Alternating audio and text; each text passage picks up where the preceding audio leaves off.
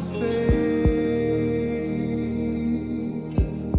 with power to save.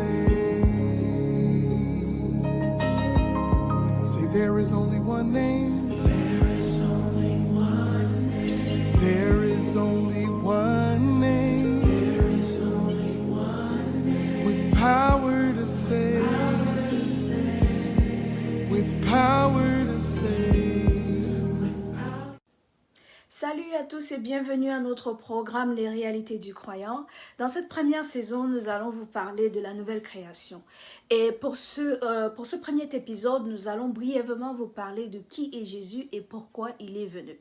Alors, la Bible, bien évidemment, qui sera notre référence tout au long de ce programme, nous fait savoir que Jésus est le Fils de Dieu. Alors, qu'est-ce que cela veut dire ? Cela ne veut certainement pas dire que Dieu s'est marié avec Marie, la mère de Jésus, pour le concevoir.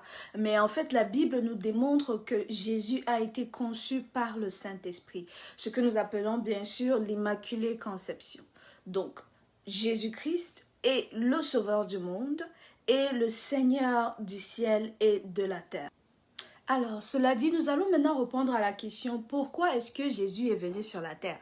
Alors, il est venu sur la terre pour enlever nos péchés. Il est venu pour que nous ayons la vie éternelle, la vie en abondance et aussi que nous ayons un accès, ou alors l'accès, devrais-je dire, direct au Père par filiation. Filiation, c'est-à-dire par la mort, la résurrection et l'ascension de notre Seigneur Jésus-Christ, nous avons maintenant droit d'appeler Dieu notre Père. Nous avons donc cet accès direct à notre Père. Nous sommes devenus tous ses enfants. Donc ceci sont les raisons pour lesquelles Jésus est venu sur la terre. Merci et que Dieu vous bénisse.